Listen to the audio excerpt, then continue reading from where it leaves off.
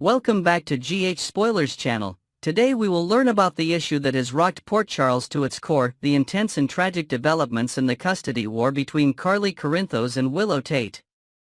What began as a battle for the guardianship of Wiley and Amelia has now turned into a nightmare of betrayal, loss, and death. The lines between justice and vengeance have blurred, and the consequences are now devastating. The custody dispute between Carly and Willow had been brewing for months. Both women were deeply attached to Wiley and Amelia. Carly had raised them with Michael, invested her heart into their lives, and seen herself as a steady guardian. Willow, their biological mother, wanted to assert her rights after a period of emotional recovery and personal empowerment. At the center of the conflict was not just maternal instinct, but deep resentment, emotional trauma, and broken trust. Drew Kane, Willow's strongest supporter and now her partner both emotionally and strategically, decided that simply relying on the legal process was not enough. Driven by desperation to secure victory for Willow, Drew orchestrated a dangerous and horrifying plan. In a secretive and illegal move, Drew contacted a group of contract killers operating in Germany. Their mission was clear: eliminate Michael Corinthos, who was recovering from life-threatening burns in a remote medical clinic. Michael had been absent from Port Charles for months. His recovery had kept him far from the courtroom and unable to physically defend his right to custody. This absence, though medically necessary, had been weaponized by Drew in the initial hearings. But with Michael still alive, there was always a chance he would return and tip the balance back in Carly's favor. Drew's decision was ruthless. The hit was carried out swiftly. News broke in Port Charles within days. Michael Corinthos was dead. The fallout was immediate and shattering. Port Charles plunged into collective mourning. Citizens were shocked. Friends and family were devastated. The clinic confirmed that Michael's body would be flown home to the United States for burial. Carly, upon hearing the news, fell into emotional ruin. The custody battle that had consumed her attention no longer mattered. The loss of her son eclipsed everything else. She refused to speak publicly. She didn't appear in court. Her grief was all-consuming. For Willow, the courtroom outcome shifted dramatically. With Michael declared legally deceased, the court granted full custody of Wiley and Amelia to her. As the biological mother and now the only living parent, the law was clear. There were no more arguments to be made. The judge's decision was swift. Drew stood silently beside her in court. He said nothing about what had transpired. He watched as Willow cried, not tears of joy, but of pain and confusion. She had won the custody battle, but at a cost she could not have imagined. The victory rang hollow. The courtroom was somber. Even the judge seemed unsettled by the eerie silence surrounding the outcome. Preparations for Michael's funeral began immediately. His body was flown from Germany to Port Charles under tight security. The Corinthos family gathered in sorrow. Carly remained nearly catatonic, supported by Jason Morgan and Sonny Corinthos as she prepared to bury her son. The church was filled with mourners. Michael's casket, closed, was surrounded by photographs and tributes. Friends from all over town, from the Quartermains to the Ashfords to the Devises, paid their respects. But beneath the sorrow, there was something else brewing: rage. Sonny Corinthos, grieving father and longtime mob boss, was not satisfied with the narrative. He had contacts in Germany, and those contacts told him the truth. Michael's death wasn't a tragic accident. It wasn't a result of natural causes. It was a hit, a professional, calculated hit. Sonny knew the signs. The moment he saw the classified medical file from the clinic, saw the lack of struggle, and the methodical nature of the attack, he knew someone wanted Michael dead. Jason Morgan, loyal to Sonny and always the silent strategist, agreed. The two men had been in this world too long not to recognize murder when they saw it. At the funeral, they stood silently beside Carly, but their minds were already moving. Questions needed answers. And Germany was where they would find them. After the burial, Sonny made his decision. Quietly, he and Jason boarded a private jet to Germany. Their mission was clear: find out who ordered the hit, who carried it out, and why. The timeline, the method, the target. It all pointed to a deeper conspiracy. And Sonny would not rest until the truth was uncovered. Meanwhile, back in Port Charles, Willow tried to adjust to life as the sole parent of Wiley and Amelia. But the walls were closing in. Her heart was heavy. The children missed Michael. They asked for him every night. Her answers felt hollow. Her hands shook every time she passed Carly in public. And Drew, who was once her partner and protector, now seemed distant. Willow didn't know what Drew had done, but her instincts told her something was wrong. Deeply wrong. Carly, too, began asking questions. At first, she was lost in her grief. But as the days passed, her maternal instincts resurfaced. Michael's death didn't feel right. There were too many inconsistencies. Too many unanswered questions. She reached out to Spinelli, hoping he could dig through encrypted emails and track phone calls connected to Drew. She wasn't ready to accuse. But she was ready to know. In Germany, Sonny and Jason began their investigation by speaking with the head physician at the clinic. The doctor was nervous. He admitted that two unknown men had appeared days before Michael's death. Security cameras were disabled. The files were altered. The men never left a trace. It was surgical. Clean. Intentional. Sonny narrowed down the possible suspects. Only someone with a motive, access, and knowledge of Michael's condition could have orchestrated the hit. He considered enemies, but none had anything to gain by Michael's death. Drew Kane, however, had everything to gain. Jason began tracking wire transfers. Offshore accounts. Suddenly, a pattern emerged. A shadow company had paid a known German contract killer through a chain of disguised transactions. The digital trail was thin, but it existed. And it led to a corporation recently linked to a silent investor from Port Charles. Drew. The final piece fell into place. Jason hacked into the records of a shell company Drew had created during his time with Aurora Media. The account had been dormant for years until recently. Then, it showed a single transfer of funds to a European bank. Enough to pay for a professional hit. Sonny was livid. They returned to Port Charles immediately. What happens next is the beginning of a new chapter, a chapter fueled by justice, vengeance, and redemption. Sonny is not a man who forgives. Jason is not a man who forgets. The Corinthos family may have buried Michael, but they will not let his killer walk free. Drew and Willow, once riding high on courtroom victory, now face the fallout of their actions. Willow, if she learns the truth, will be shattered beyond repair. Her victory will be tainted forever.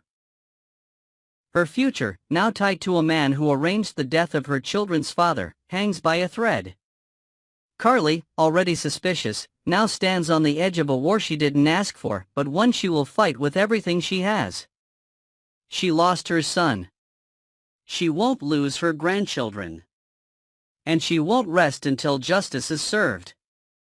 Port Charles is once again the epicenter of heartbreak, betrayal, and retribution. And the storm has only just begun. Next.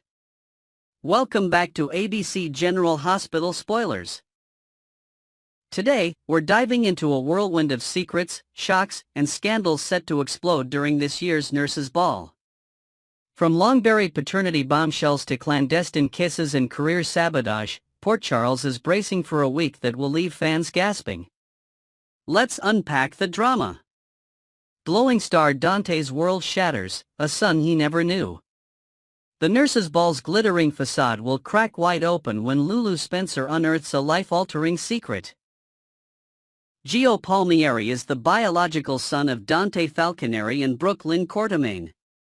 Armed with DNA records and cryptic journal entries from Brooklyn's past, Lulu races against time to confirm her suspicions. But will she drop this grenade mid-performance, as Gio takes the stage with his violin? For Dante, the revelation isn't just shocking, it's infuriating. Brooklyn, who quietly gave their son up for adoption decades ago during a brief romance, never imagined their paths would collide again. Flashbacks reveal a younger Brooklyn, heartbroken and coerced by family pressures to hide her pregnancy. Now, as Joe's haunting melody echoes through the ballroom, Brooklyn's tearful gaze locks with Dante's. The aftermath? A volcanic confrontation backstage, where Dante's betrayal and Brooklyn's guilt collide.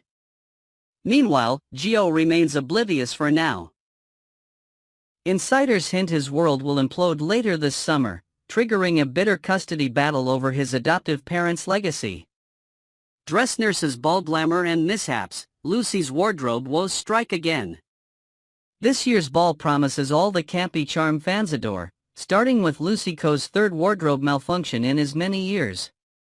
Rumor has it her sequin gown, a tribute to disco resilience, gets caught in a revolving door, leaving her scrambling in a feather boa and mismatched heels. Meanwhile, Cody Bell and Molly Lansing Davis find themselves in a Foxman's for the ages. When a gossip columnist spots them laughing over champagne, headlines declare them Port Charles's hottest new power couple. But here's the twist: Molly's ex, TJ, is seething in the background, while Cody leans into the charade, playfully twirling Molly on the dance floor. Could this spark real feelings?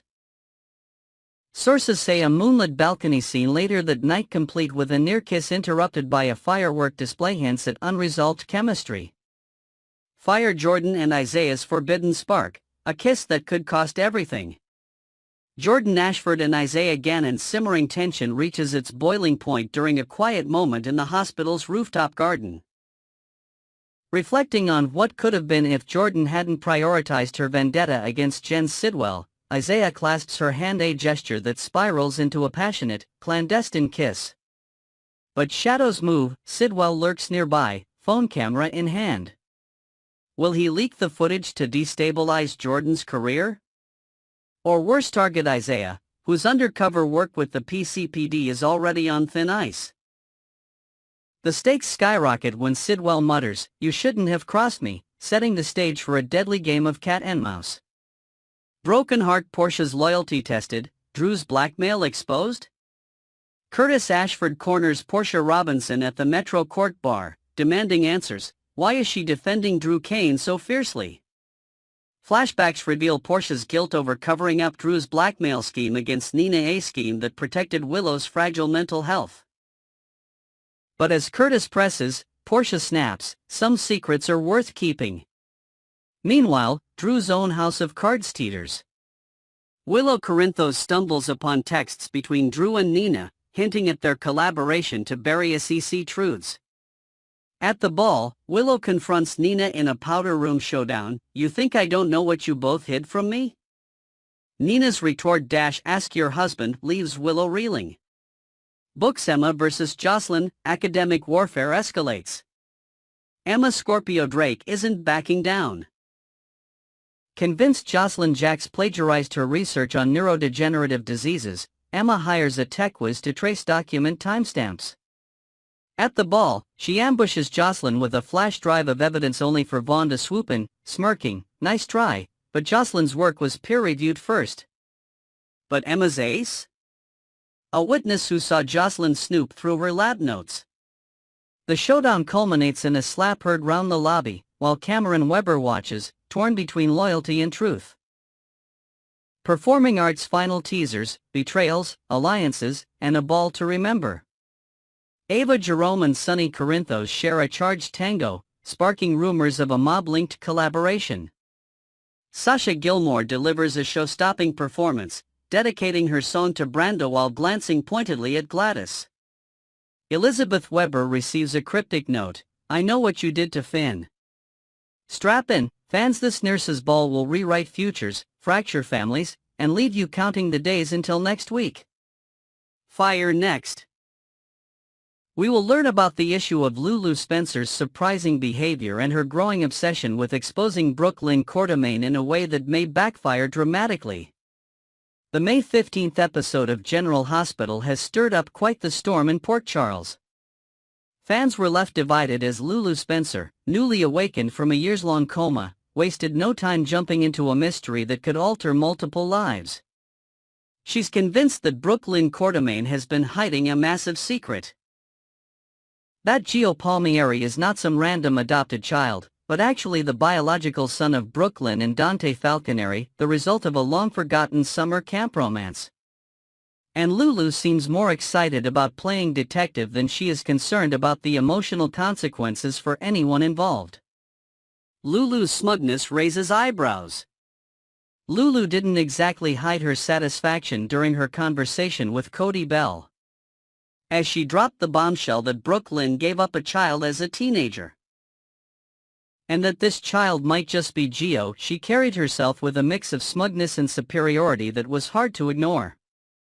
Cody, visibly shocked, acted as though this was news to him, even though we recall him previously being aware of Brooklyn's teenage pregnancy. This kind of inconsistency has become frustratingly common in recent GH storylines, and it's adding confusion to what should be a powerful emotional arc. Whether or not Cody actually forgot the details or the writers simply rewrote history again, one thing's clear: Lulu's demeanor felt out of place for someone supposedly acting out of concern for Dante. Her attitude suggested she was more interested in the drama than the truth, and fans noticed. Cowboy Cody, the reluctant sidekick. With Cody now reluctantly pulled into this unfolding plot, it seems Lulu's gearing up for a grand reveal. She's treating her investigation like a full-blown operation, complete with clues, sleuthing, and even a dramatic setting for her aha moment. Speculation points toward the upcoming nurses' ball, a public spectacle perfect for a high-impact emotional ambush. It wouldn't be surprising to see Lulu, standing confidently under the stage lights, using the moment to accuse Brooklyn of deception in front of Dante and the entire hospital staff. But what's the endgame here? Is Lulu truly looking out for Dante, or is this her way of clawing back relevance and control in a world that moved on without her? Plot holes and soap opera amnesia. Let's talk about the adoption agency detail that Lulu uncovered. According to her, the agency Brooklyn supposedly used to place her baby had been shut down since the late 80s, a massive red flag that led Lulu to conclude Brooklyn is lying. But here's the problem. If that agency didn't exist when Brooklyn was a pregnant teen, where did the baby actually go? And more importantly, did Brooklyn really know? Brooklyn's reaction to discussions about her past have always been tinged with pain and guilt, but never dishonesty. It seems more plausible that she was misled by her mother, Lois Cerullo, who may have orchestrated the adoption to protect Brooklyn from scandal. If that's the case, Brooklyn may be as in the dark about Joe's identity as Dante is. A hidden agenda. Lulu's bitterness comes through. It's hard to ignore the undercurrent of resentment in Lulu's actions. She's not just exposing a lie, she's trying to destroy Brooklyn's relationship with Dante. Her jealousy isn't subtle, either. Not only did she admit to Dante that she's envious of Sam McCall, a woman who literally saved her life, but her tone when discussing Brooklyn suggests she feels threatened. This isn't just about the past. Lulu seems to believe that because she and Dante share a child, she deserves his loyalty and affection indefinitely, regardless of how much time has passed or who else has entered his life. That's not just selfish, it's delusional. Brooklyn's silence was not betrayal. It's important to remember that Brooklyn didn't keep her teenage pregnancy a secret out of malice. It was a traumatic experience, and she was a scared teenager under pressure from a high-profile family. Lois may have taken control of the situation and fed Brooklyn a version of events she believed until now. Assuming Brooklyn truly never knew Gio was hers, then her intentions were never deceitful. Still, Lulu seems determined to paint her as a villain. And when the truth finally comes out, if it turns out Brooklyn was an unknowing participant in the cover-up, Lulu's crusade may cost her more than she realizes. Dante caught in the crossfire. Of course, the person most affected by all this drama will be Dante. He's already dealing with the fallout of Joe's behavior, including a near-fatal incident involving his son Rocco. Emotions are running high, and now Lulu is adding fuel to the fire with accusations that may or may not be true. What will Dante do when faced with conflicting stories from two women he once loved? If Brooklyn truly didn't know about Gio, will he forgive her? Or will Lulu's manipulation taint his judgment and destroy a fragile peace between everyone involved? The bigger picture, family, secrets, and power plays. This storyline highlights one of General Hospital's recurring themes: the destructive power of secrets and the lengths people will go to protect or expose them. Lulu's motivations aren't just rooted in truth-seeking. They're tangled in old wounds, unresolved jealousy, and a desperate need to reclaim her place in Dante's life. Meanwhile, Brooklyn stands to lose everything: her relationship with Chase, her renewed closeness with Dante, and possibly even Gio, if things spiral further. And let's not forget Lois, who may soon face serious backlash if it turns out she orchestrated a decades-old lie. What's next? With so much at stake, the coming weeks are set to be explosive. Lulu's decision to go nuclear at the nurses' ball, if that's where this is headed, could cause irreversible damage, especially if her information turns out to be wrong or incomplete. Cody may become the voice of reason, urging Lulu to consider the fallout, but it's unclear whether she'll listen. Brooklyn, for her part, is likely to be blindsided. A confrontation like this, public, painful, and unexpected, could shake her to the core, especially if it happens in front of the people she cares about most. And as for Dante? His world could be turned upside down. He may gain his son but lose the trust of two women forever. Thanks for tuning into ABC General Hospital Spoilers. The drama is heating up, the stakes are getting higher, and the truth is messier than ever. Stay with us for more updates as Port Charles braces for the emotional explosion that's coming.